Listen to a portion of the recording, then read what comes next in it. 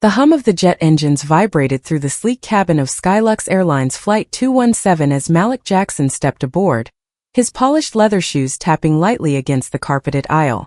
At 39, he carried the quiet confidence of a man who'd clawed his way from the gritty streets of Detroit to the helm of next-gen AI, a tech empire worth $3 billion.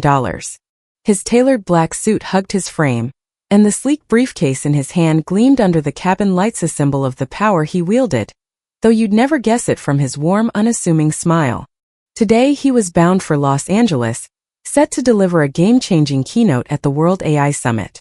Seat 2A in first class wasn't just a luxury, it was a necessity, booked weeks in advance for its extra legroom, perfect for reviewing his slides mid-flight. As a platinum member, he'd earned every inch of that space, and he settled into the plush leather with a sigh, ready to dive into his work. But the peace lasted all of 10 seconds. "Excuse me, sir," came a voice sharp and edged with forced politeness.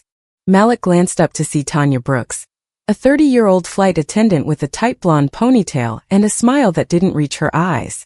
She hovered over him, her clipboard clutched like a shield. "There's been a mix-up. We need you to move this seat's reserved for a priority platinum guest." Her tone dripped with condescension, as if she were explaining something obvious to a child. Malik's brow furrowed, but he kept his cool. He reached into his jacket, pulled out his platinum card, and slid it across the armrest with a calm, "I'm platinum too. And this is my assigned seat 2A. Check the manifest." His voice was steady, measured, the kind of restraint that comes from years of proving himself in rooms where he wasn't expected to belong. Tanya's smile twitched, a flicker of unease crossing her face, but before she could respond, a shadow loomed in the aisle. Lydia Harper, 45, stood there like a queen surveying her court. Her crimson designer coat screamed wealth, and the diamonds on her wrist sparkled with every impatient tap of her Cartier watch. Her platinum blonde hair was swept into a flawless updo, but her expression was anything but elegant, lips pursed, eyes narrowed, radiating entitlement. "I always sit here," she snapped, her voice cutting through the cabin like a whip. "This is my seat on this route. He doesn't belong here." She didn't bother lowering her volume, and the words landed like a slap, echoing off the walls of the first-class cabin. Heads turned. A businessman in 3B paused mid-sip of his coffee. A woman in 1A discreetly pulled out her phone, the faint click of a recording starting up. Malik met Lydia's gaze, his dark eyes steady, unflinching. "I paid for this seat," he said, his tone still even but now carrying a quiet steel. "I booked it, I checked in, and I'm staying." He tapped his boarding pass on the armrest for emphasis, the paper crisp against the leather. Lydia's face flushed a furious red. "I don't care what you paid," she barked, stepping closer, her perfumey a cloying mix of jasmine and arrogance flooding the air. "I fly this route every week, and I'm not sitting somewhere else because of you." The venom in her voice turned the cabin silent, every passenger now a witness to the brewing storm. Tanya shifted uncomfortably, her clipboard trembling slightly, but she didn't back down. "Sir, please," she pressed, her voice tighter now. "It's just easier if you move. We'll find you another seat." Malik leaned back, crossing his arms, his expression unreadable but his resolve unshakable. "Easier for who?" he asked, his words hanging in the air like a challenge. The question wasn't just for Tanya, it was for Lydia, for the crew, for everyone watching. The cabin crackled with tension, a powder keg waiting for a spark. Phones were out now, lenses trained on the scene, capturing every second of what was about to explode into something none of them could predict.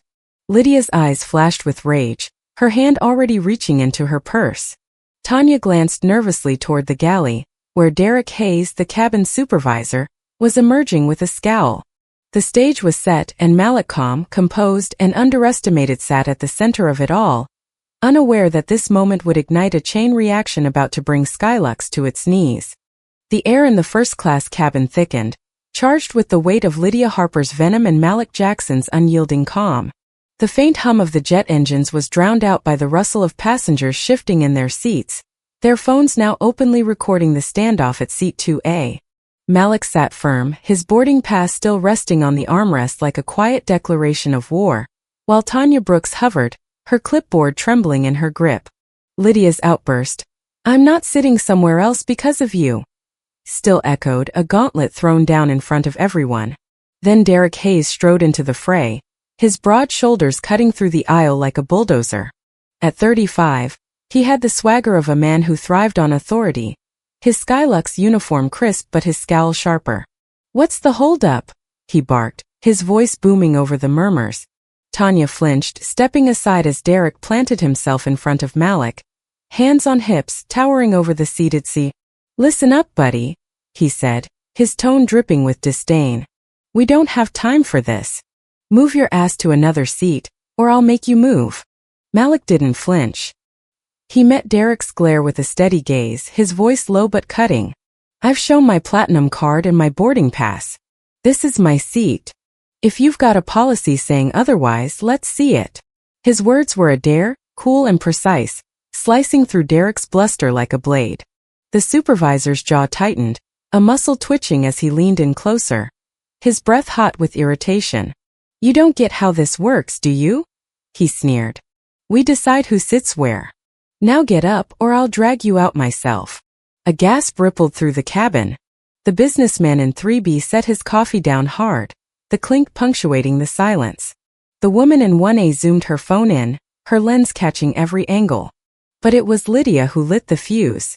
With a dramatic huff, she yanked a thick wad of $100 bills from her purse, crisp, green and shameless, and shoved it into Derek's uniform pocket right there in the aisle. Handle this, she snapped, her voice loud enough to carry to the back of the plane. I'm not wasting another second on this nonsense. The bills crinkled audibly as Derek's hand brushed them, his scowl morphing into a flicker of greed before he masked it with a nod. The cabin erupted. She just bribed him, shouted a man in 4C, his phone shaking as he filmed. This is insane, cried a woman near the window, her voice trembling with outrage. Tanya's face drained of color, her eyes darting between Derek and the growing chaos, but she said nothing, her silence a damning accomplice. Passengers were on their feet now, some leaning into the aisle, others yelling over each other. He's not the problem, she is. Call the captain. The uproar swelled, a tidal wave of fury crashing against the polished veneer of Skylux's luxury. Derek, emboldened by Lydia's cash and the chaos, stepped closer to Malik, his shadow swallowing the light. Last chance, he growled, his hand hovering near Malik's shoulder as if ready to grab him. Stand up, or I'll haul you out in front of everyone. Your call. The threat hung heavy, a coiled spring ready to snap. Lydia smirked, crossing her arms, her diamond bracelet glinting like a trophy of her assumed victory. About time, she muttered, loud enough for the nearest passengers to hear. First class has standards. But Malik didn't budge. He slipped his phone from his pocket, tapped the screen and held it up, the red recording glowing like a warning. Go ahead, he said, his voice steady as steel. Threaten me again. It's all on here, your words, her money, everything. His eyes locked with Derek's, unflinching, a quiet storm brewing behind them. The supervisor froze, his hand stalling midair, the weight of those words sinking in. Tanya took a step back, her clipboard slipping slightly, her breath catching as she realized the line they just crossed. The cabin held its breath, every eye on Malik, every phone capturing the moment. Lydia's smirk faltered just for a second, as the first shouts of discrimination pierced the air. Derek's bravado cracked, his gaze flicking toward the galley where the captain's door loomed. This wasn't just a seating dispute, Anna Marie, it was a powder keg, and the spark was about to catch. The next move would decide everything, and none of them, not Derek, not Tanya, not Lydia, had any idea who they were really dealing with. The first-class cabin of Skylux Flight 217 was a battlefield now, the air crackling with fury and disbelief. Malik Jackson sat unshaken in seat 2A, his phone glowing with the red dot of a recording, capturing every word, every move. Derek Hayes loomed over him, his hand still hovering, caught mid-threat, stand up or I'll haul you out. While Lydia Harper's smug satisfaction radiated from the aisle, her bribe money bulging in Derek's pocket. Tanya Brooks stood frozen, her clipboard a useless shield as passengers roared around her. This is discrimination. He's done nothing wrong. The shouts ricocheted off the walls, a chorus of outrage fueled by the blatant injustice unfolding before their eyes. Derek's face twisted, his bravado teetering as Malik's calm defiance pierced through his bluster. "You think that little phone's gonna save you?" he snarled, his voice low but venomous. He jerked his head toward the galley, signaling Tanya with a sharp, "Get the captain." "Now!" Tanya bolted, her heels clicking frantically against the floor, disappearing behind the curtain. The cabin buzzed louder, phones up, voices rising, a woman in one whispering, "This is going viral already." Lydia tapped her watch again, her voice cutting through the din. "Hurry it up.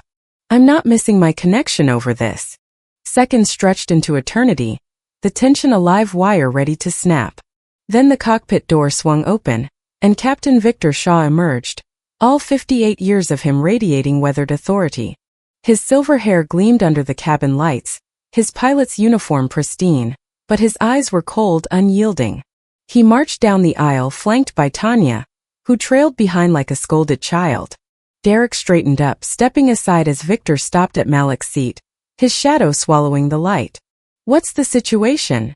he demanded, his voice a gravelly command that silenced the cabin for a split second. Malik looked up, unflinching. "I'm sitting in my assigned seat 2A with a valid platinum membership. I've been asked to move for her." He nodded toward Lydia. "And now I'm being threatened." "That's the situation." His tone was even, but his words carried a weight that made Victor's jaw tighten. Derek jumped in, his voice loud and defensive. "He's disrupting boarding, Captain. Refusing to cooperate. We need him gone." Victor's gaze flicked between Malik and Derek, then settled on the phone in Malik's hand, still recording. "Put that away," he ordered, his tone icy. "And listen carefully. I have the authority to remove anyone from this aircraft. You're leaving voluntarily or in cuffs. Your choice." The word cuffs landed like a thunderclap, and the cabin gasped. Lydia smirked, folding her arms. "Finally," she muttered.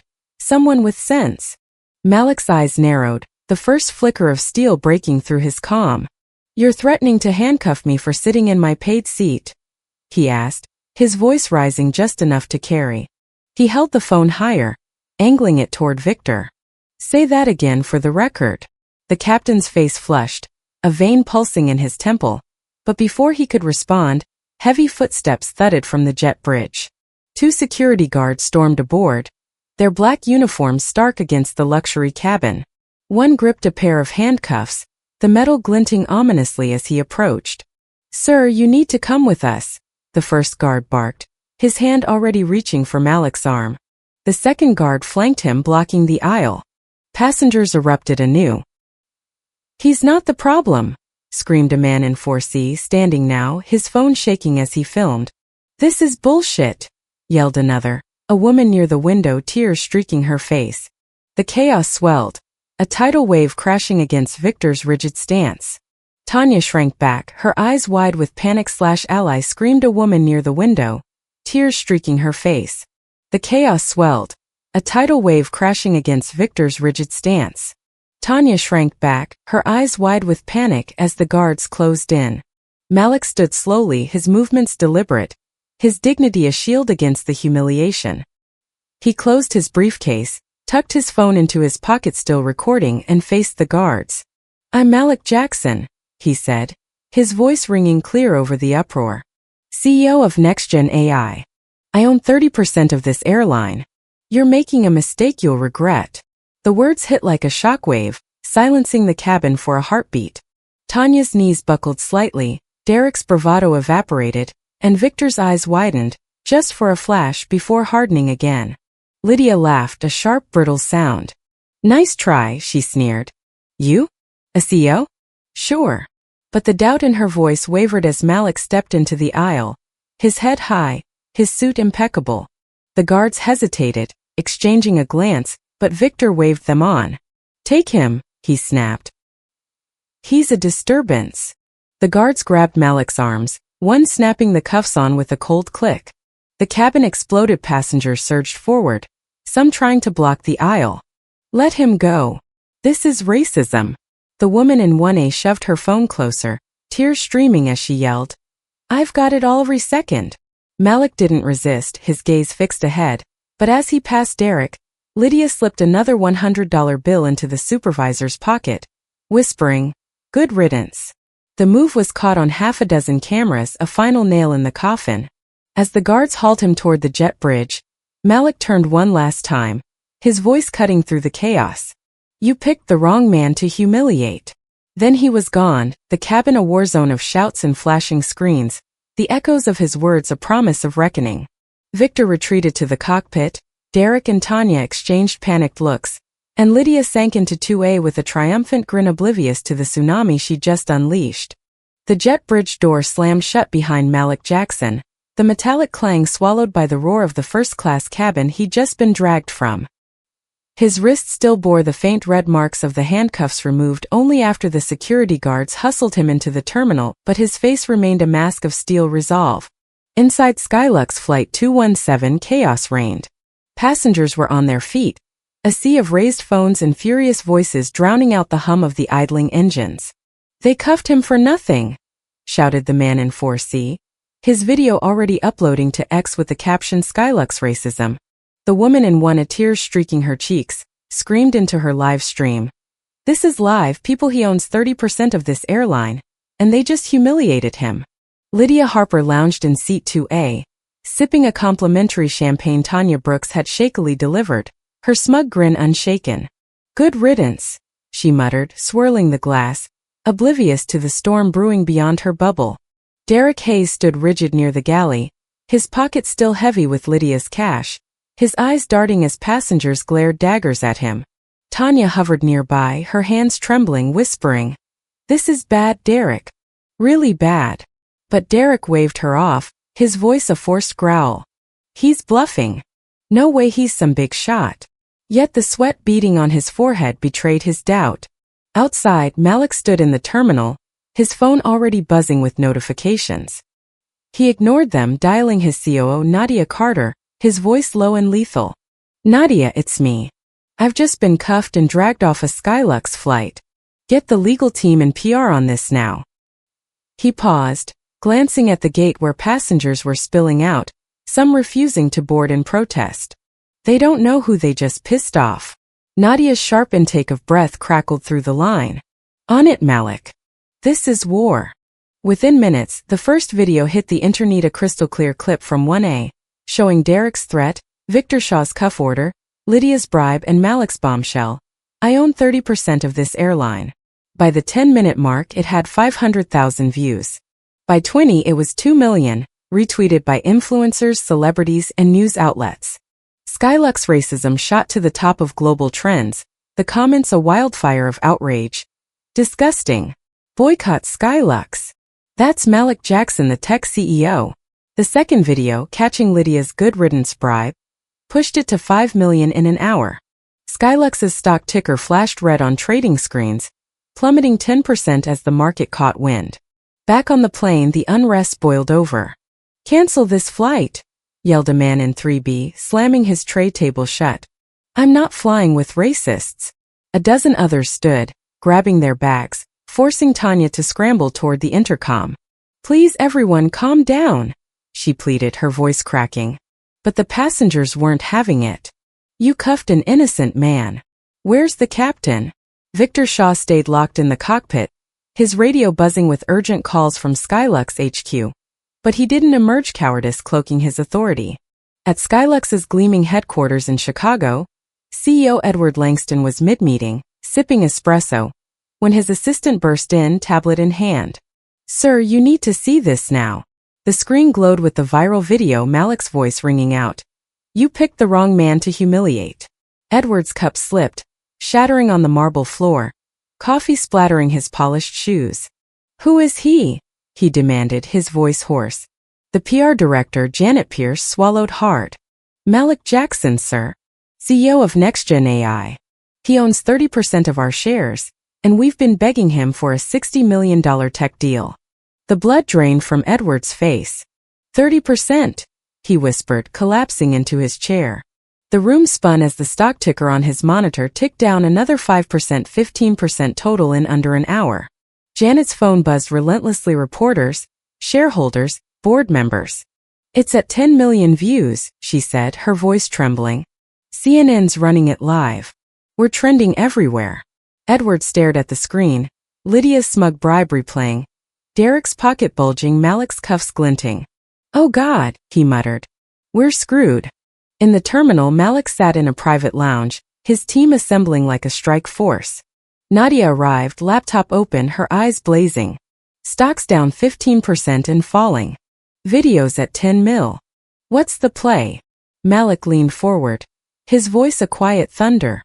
"Call an emergency shareholder meeting. They'll feel this." As his legal counsel and PR head joined, phones buzzing with updates, the gate outside erupted, passengers chanting, "Justice for Malik." A young man approached, holding out his phone. "I was on the flight, sir. I've got more footage, Lydia bribing them twice." "It's yours if you want it." Malik nodded, a faint smile breaking through. "Send it.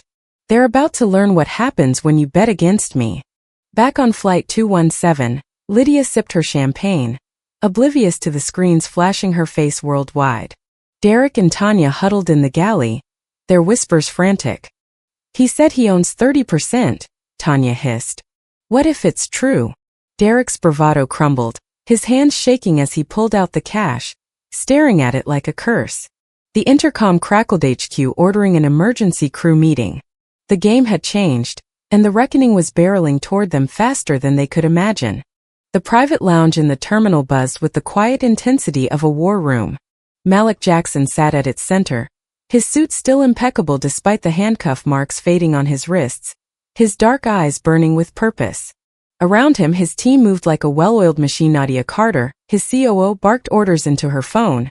The legal counsel, a sharp-eyed woman named Elise Tran, typed furiously on her laptop, and the PR head, Jamal Reed, scrolled through a flood of notifications, his voice a low hum as he briefed reporters. Outside, the gate pulsed with chanting passengers, "Justice for Malik." Their voices a drumbeat of defiance echoing through the glass walls. The young man's footage, showing Lydia Harper's second bribe, had just hit Malik's inbox, a loaded gun ready to fire. Malik's phone buzzed. 10 million views had become 15 million in the last 30 minutes.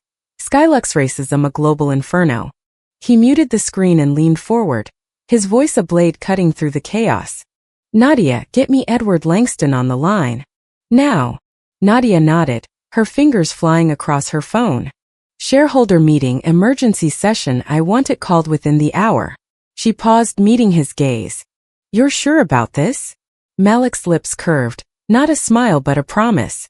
"They cuffed me for sitting in my seat. They don't get to walk away." At Skylux headquarters, Edward Langston's office was a pressure cooker. The stock ticker on his monitor bled red, down 20% now. A $2 billion market cap, evaporation in hours. His desk was littered with shattered espresso cup fragments, his tie loosened, his face ashen. Janet Pierce, the PR director, paced, her phone glued to her ear. "CNN wants a statement. The board's freaking out. 3 members are already on jets here." Edward barely heard her, his eyes locked on the viral video looping on his screen. Derek's threat, Victor's cuff order, Lydia's cash-stuffed arrogance, Malik's parting shot. "You picked the wrong man." The phone rang, shrill and insistent. Janet grabbed it, then froze. "It's Malik Jackson's office." Edward's heart stopped. He snatched the receiver, his voice a strained rasp. "This is Langston." "Mr. Langston." Malik's voice came through, calm but lethal, every syllable a guillotine. "You've got a problem. I'm calling an emergency shareholder meeting effective immediately. I own 30% of Skylux, and I'm not in a forgiving mood." Edward's mouth went dry, his free hand gripping the desk. "Mr. Jackson, too deeply apologize for what happened. We can resolve this." Malik cut him off, his tone ice cold. "Apologies don't uncuff me. Here's what's happening. Tanya Brooks, Derek Hayes, and Victor Shaw are fired. Today. No suspensions, no second chances. And that $60 million tech deal with NextGen AI? It's off the table unless I say otherwise." Edward stammered, sweat beading on his brow. "Fired? They've got union protections, years of service." Malik's voice hardened. "They took bribes and dragged me off my seat in cuffs. I've got video, 2 angles, crystal clear. You want to test me? I'll dump my 30% on the market by noon tomorrow. Your stock's already down 20%. How's 50% sound?" The line crackled with silence, Edward's breathing ragged. "Please," he whispered. "We'll lose everything." Malik's response was a quiet thunder. "You should have thought of that before your crew picked a fight they couldn't win. Meetings in 1 hour. Be there." The call ended and Edward slumped, the receiver slipping from his hand. Janet stared wide-eyed. "What did he say?" Edward's voice was hollow. "He's got us by the throat. Get the board now."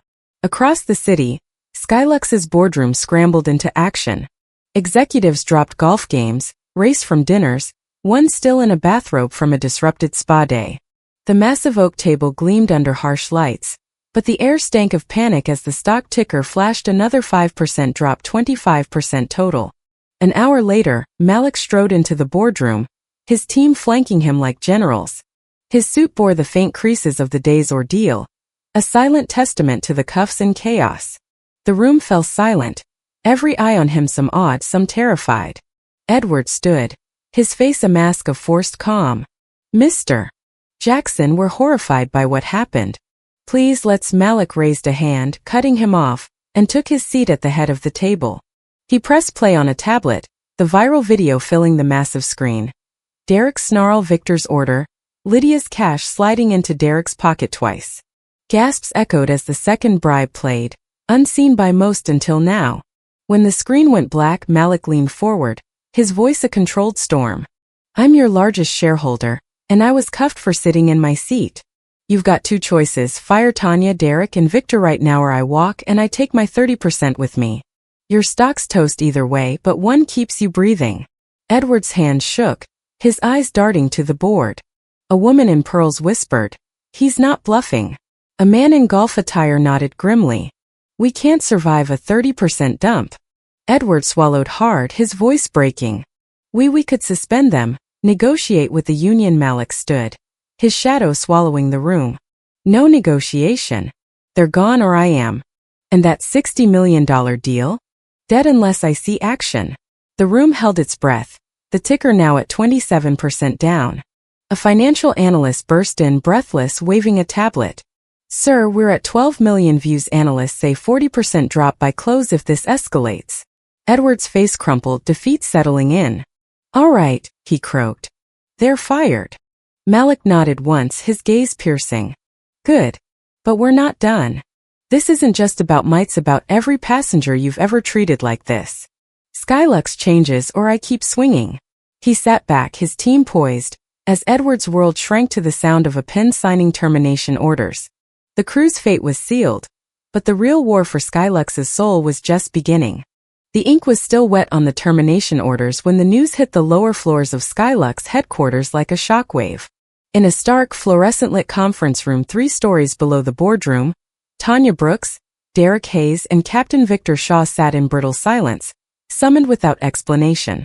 The hum of the air conditioning was the only sound, their faces a gallery of unease. Derek's jaw clenched, Tanya's hands twisting in her lap, Victor's eyes fixed on the table, his 58 years suddenly weighing heavier. The viral video, now at 15 million views, played silently on a muted TV in the corner, its images a haunting loop of their own making. The door swung open and the HR director, a stern woman named Carla Evans, marched in, flanked by the company's legal counsel and 2 security guards who took up posts by the exit. She dropped 3 identical folders onto the table with a thud that echoed like a gavel. "I'll keep this short," Carla said, her voice flat but cutting. "Your employment with Skylux Airlines is terminated, effective immediately." The words landed like a punch, sucking the air from the room. Tanya's hand flew to her mouth, stifling a sob. Derek's face contorted, red with fury. Victor simply closed his eyes, his weathered hands curling into fists. "What the hell?" Derek exploded, slamming his palm on the table. "We were following procedure. That guy was a problem, disrupting everything." Carla didn't flinch. She opened her laptop, spun it toward them and hit play. The video roared to life. Derek's snarl, "I'll haul you out." Victor's cold, "In cuffs." Lydia's cash sliding into Derek's pocket, not once but twice. The second bribe, caught by the young man's footage, drew a collective gasp from the room. "Was this procedure?" Carla asked, her tone a blade. "Taking money to discriminate against a passenger?" Against Malik Jackson, our largest shareholder. Tanya's tears broke free, streaming down her face. I didn't want this, she choked out, her voice barely a whisper. I knew it was wrong, but two didn't stop it. Derek's bravado crumbled, his hands shaking as he pulled the crumpled bills from his pocket, staring at them like they'd burned him. It was just a tip, he muttered, but the lie sounded hollow even to him. Victor, the veteran pilot, offered no defense, his voice a weak rasp. I trusted my crew. I didn't see it start. Carla's eyes narrowed. You all failed. Not just Skylux, but basic decency. The guard stepped forward. Collect your belongings, Carla continued. You're escorted out now. 2 weeks severance, more than you deserve. Derek shot to his feet, chair scraping. This is bullshit. You can't. A guard's hand on his shoulder cut him off, firm and unyielding. Tanya stood, trembling, mascara streaking her cheeks, while Victor rose slowly, his dignity a tattered remnant. As they were led through the halls, heads turned, whispers following them like shadows. The humiliation mirrored Malik's march off the plane, a poetic symmetry they couldn't escape. Meanwhile, Lydia Harper's world was imploding 500 miles away. She sat in her Manhattan penthouse, the skyline glittering beyond her floor-to-ceiling windows, a glass of Pinot Grigio in hand. Her phone buzzed incessantly, missed calls from her boss, texts from friends. Is this you? She smirked, flipping on the TV, expecting to see Malik's defeat. Instead, her own face filled the screen, CNMSNZ, every channel replaying her sneering, good riddance, and the cash sliding into Derek's pocket. The anchor's voice boomed. Lydia Harper, now dubbed VIP racist, caught bribing Skylux staff in a viral discrimination scandal. The glass slipped from her hand, shattering on the hardwood, wine pooling like blood. Her phone rang, her company's HR. Lydia, you're on leave pending investigation. Don't come in. Click. Another call, Skylux. You're banned for life. Her social media lit up, followers dropping, comments brutal. Racist hag. Enjoy your fall. Friends ghosted her. Her inbox flooded with hate. She sank onto the couch, the penthouse suddenly a gilded cage, her smug triumph replaced by a dawning terror. The world knew her name now, not for wealth, but for infamy. Back at headquarters, Edward Langston watched the terminations unfold via security feed, his hands trembling. The stock was down 30%. Analysts predicting 40% by close. Malik's voice echoed in his mind. Skylux changes or I keep swinging. Upstairs, the boardroom buzzed with dread. Malik's team still present, his ultimatum a ticking clock. Downstairs, Tanya, Derek and Victor shuffled out, heads low, the weight of their actions crushing them.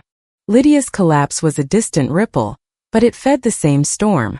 The firings were done, but Malik's demand for transformation loomed, a shadow promising more upheaval to come. The dust hadn't settled from the firings when Malik Jackson stepped onto the stage of Skylux Airline's main auditorium, a cavernous space packed with hundreds of employees, pilots in crisp uniforms, baggage handlers in neon vests, desk agents clutching coffee cups. The air buzzed with unease, the viral video's 20 million views a ghost haunting every corner. Overhead, a massive screen flickered with the stock ticker down 35%, a grim reminder of the abyss they teetered on. Malik's suit still bore the creases of his ordeal, but his presence was electric, a quiet storm commanding silence as he gripped the podium. Edward Langston stood beside him, his tie askew, his face etched with exhaustion. Today, Edward began, his voice hoarse but firm, Skylux failed a passenger, Malik Jackson, in the most shameful way. But it's not just about him. It's about a culture we've let fester. That ends now. He gestured to Malik, stepping back, yielding the floor to the man who held their fate. Malik's gaze swept the room, locking eyes with employees, some skeptical, some ashamed, all waiting. This isn't punishment, Malik said, his voice steady, resonant.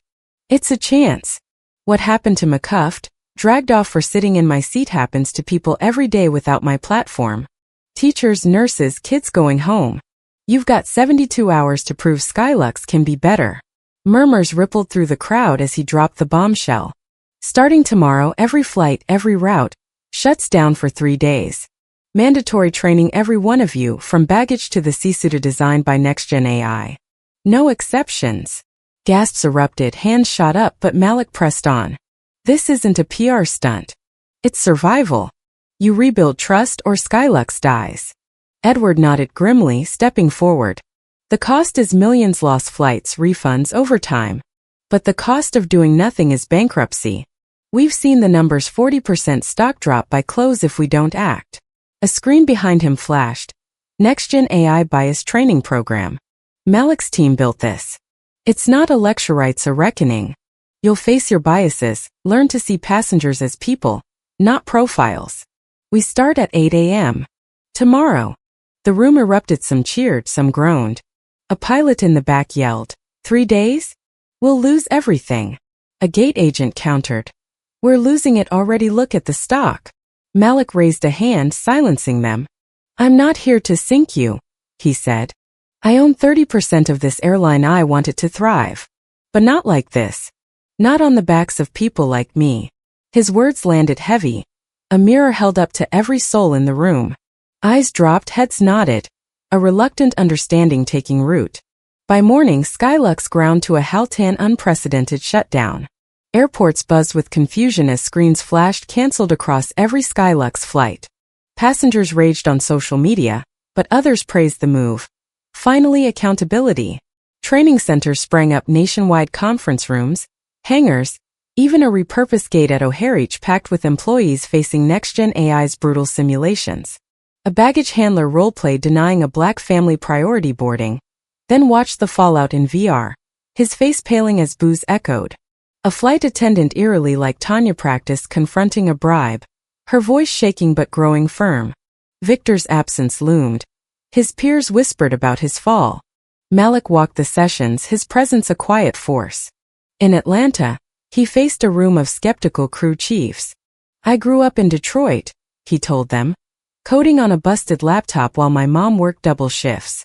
I've been the wrong guy in the wrong place my whole life. This isn't about me winning, it's about you not losing the next me. A grizzled chief, arms crossed, softened, muttering, Didn't know that. Malik nodded. Now you do. Use it. Upstairs, Edward watched the stock wobble down 38%, then stabilizing as Skylux reforms trended. Janet Pierce, PR director, fielded calls. CNN wanted Malik, not Edward. He's the story, she said, exasperated. Edward sighed. He's the solution. Policies rolled out mid-training. Zero tolerance for discrimination, whistleblower protections, no gifts from passengers ever. The employee handbook was rewritten in real time. Each page a brick in a new foundation. After 72 hours, flights resumed, tentative but transformed. A gate agent in LAX smiled at a Middle Eastern family, no hint of suspicion, training fresh in her mind. A pilot in Dallas resolved a seat dispute with calm fairness, no threats. Passengers noticed, tweets shifted. Skylux feels different. The stock crept up, 5% recovered, a fragile lifeline. Malik sat in the boardroom reviewing reports, his team beside him. It's a start, he said, his voice low. But I'm watching. The transformation wasn't perfect, resistance lingered. Old habits died hard, but the seed was planted. Tanya, Derek, and Victor's shadows faded, replaced by a question. Could Skylux rise from its ashes? Malik's answer loomed, a promise of second chances yet to unfold. The rain streaked down the windows of a modest community center in Chicago, where Malik Jackson stood before a small, wary crowd. It was 6 months after the Skylux shutdown, and the airline stock had clawed back to a shaky 10% loss, its culture still mending. But Malik wasn't there for Skylux today.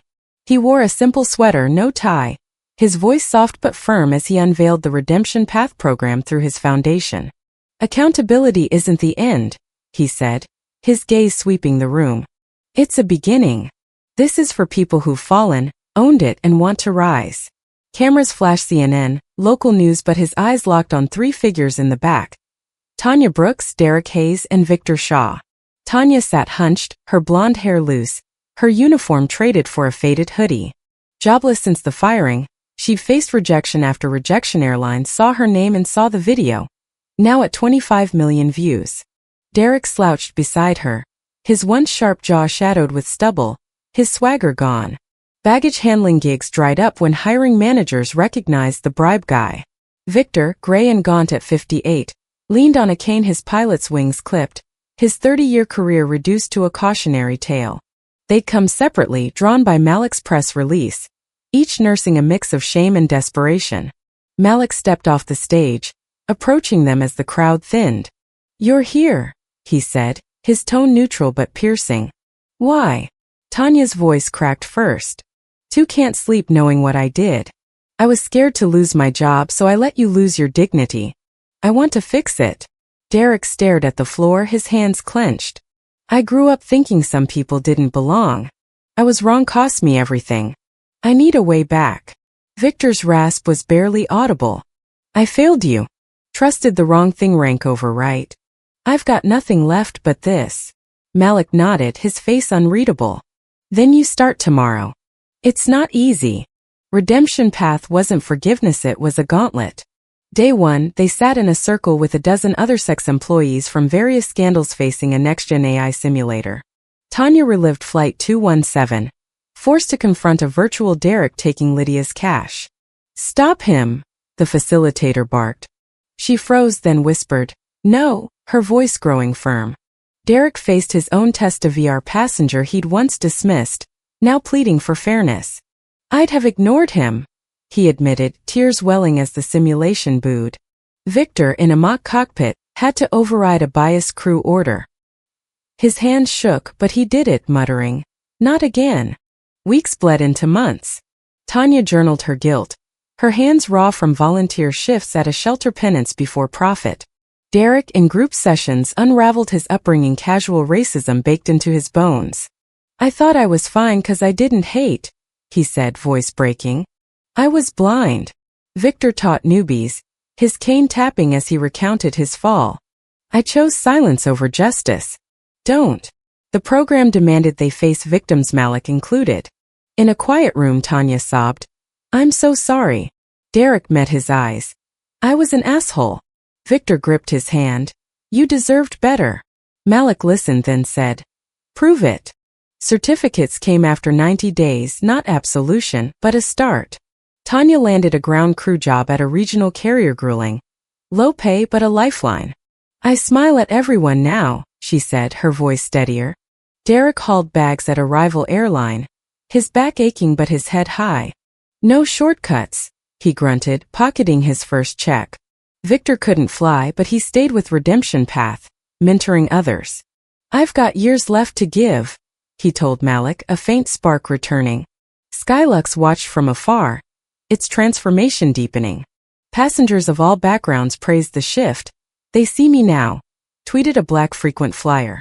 The stock hit a 5% loss, a slow climb fueled by trust. Edward Langston called Malik, voice weary but grateful. "Your program's a model. We're funding a branch." Malik smiled faintly. "Good. But it's not about might, it's about them." Tanya, Derek, and Victor weren't erased. They were rewritten, their paths a fragile hope in a world quick to discard. The rain stopped as Malik left the center, his phone buzzing, Skylux metrics up, redemption path expanding. He'd turned his pain into a bridge, but the journey wasn't over. Skylux's rise and his own hinged on what came next. 6 months after the launch of Redemption Path, the sun broke through a crisp Chicago morning, casting golden light across Skylux Airlines headquarters. The glass tower gleamed, a symbol of resilience after a year of upheaval. Inside, Malik Jackson sat across from Edward Langston in a sleek boardroom, a stack of reports between them, passenger numbers up 15%, employee satisfaction at an all-time high, stock stabilized at a mere 2% below pre-crisis levels. The viral video, now a distant 25 million view memory, had faded from headlines, replaced by a new narrative. Skylux wasn't just surviving, it was thriving. Edward leaned back, his tie straight for once, a faint smile breaking through his weathered face. "You've seen the numbers," he said, sliding a tablet toward Malik. "Customer satisfaction's through the roof across every demographic. Black, Hispanic, Middle Eastern passengers rate us equal to or better than anyone in the industry. That's never happened before." Malik scanned the data, his expression calm but his eyes alight. "It's what should have been standard," he replied, his voice steady. You're not there yet, but you're close. The transformation had taken root. After the 72-hour shutdown in next-gen AI's training, Skylux rewrote its DNA. Gate agents greeted families with genuine warmth, pilots resolved disputes with fairness, flight attendants served without a whiff of bias. A passenger in Dallas tweeted, Skylux fixed my seat mix-up, no drama, just respect. Night and day from last year. Another in LAX wrote, first time I didn't feel judged boarding first class. Thank you, Malik. Independent auditors confirmed that Skylux led the industry in equitable service, a metric once unthinkable. Malik's investment, once a threatened withdrawal, flowed back as milestones hit. The $60 million next-gen AI deal was reinstated, modernizing Skylux's systems via free booking, real-time fairness checks. Diversity hiring surged, not as a checkbox but a mission, with new faces in every role reflecting the passengers they served. Edward gestured to a framed policy on the wall. Zero tolerance for discrimination. That's permanent, he said. So's the whistleblower line. No one's afraid to call out bullshit anymore. Malik nodded. That's the point. Trust isn't free. Beyond Skylux, redemption path blossomed. Tanya Brooks, now a ground crew lead, trained new hires with a quiet pride. I messed up once, she told them, her voice firm. You don't have to. Derek Hayes, hauling bags in Atlanta, earned a promotion to supervisor, his old swagger replaced by humility. I listen now, he said, grinning as he waved off a tip. Victor Shaw, cane in hand, taught ethics at the program's Chicago hub, his gravelly voice a beacon for others. I flew planes for 30 years, he told a class. Now I lift people. Their certificates hung in their homes, not as trophies but reminders. The ripple effect spread. Other airlines eyed redemption path too, signing on to pilot it. Malik's foundation grew, funding outreach in Detroit, his old neighborhood where kids coded on laptops he donated, their dreams echoing his own. At a press conference he stood beside Edward, cameras rolling. Justice isn't just punishment, he said, his sweater a nod to that rainy launch day. It's progress. Skylux proves a company can change. These people, he nodded to Tanya, Derek, Victor in the crowd, prove a person can too. Edward shook his hand. No longer adversaries but partners. You forced us to look at ourselves, he admitted, the lines on his face softer now. It hurt, but it worked. Malik met his gaze. Change always hurts. That's how you know it's real. The room applauded, a sound of hard-won hope. Outside, a Skylux jet taxied, its crew diverse, its passengers treated like royalty, every one of them. The stock ticked up another point, a quiet victory. A year prior, Malik had been cuffed and dragged from Flight 217, his dignity a target. Now he walked Skylux's halls, a catalyst who'd turned humiliation into a movement.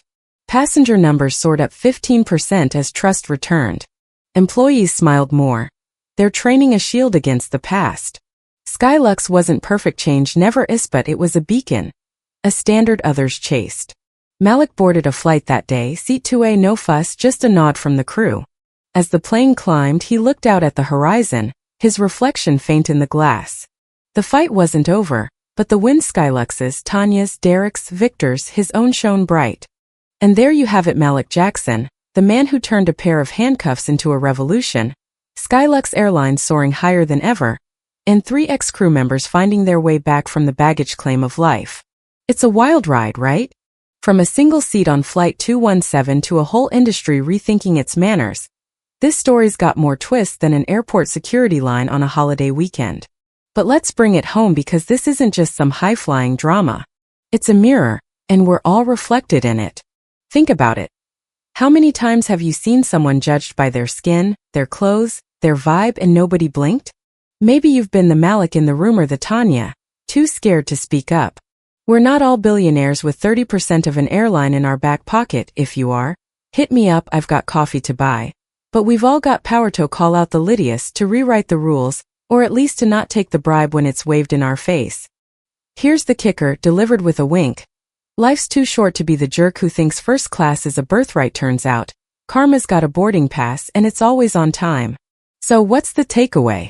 Change starts small. Malik didn't burn Skylux down. He built it back better. Tanya, Derek, and Victor didn't vanish. They grew. You don't need a tech empire to make a dent, just guts, a voice, and maybe a phone to record the nonsense. Next time you're in a situation that stinks of unfairness, ask yourself, what would Malik do? Better yet, tell Muhats your story. Ever been kicked out of your metaphorical 2-hour fought back like a boss? Drop it in the comments and let's swap some real-life plot twists. Oh, and before you jet off, don't forget to hit that subscribe button. We've got more stories like this coming your way, packed with drama, justice, and maybe a few more CEOs you wouldn't want to mess with. Type justice from your city below so I know where you're tuning in from. Let's keep this flight going. Next stop, another epic tale.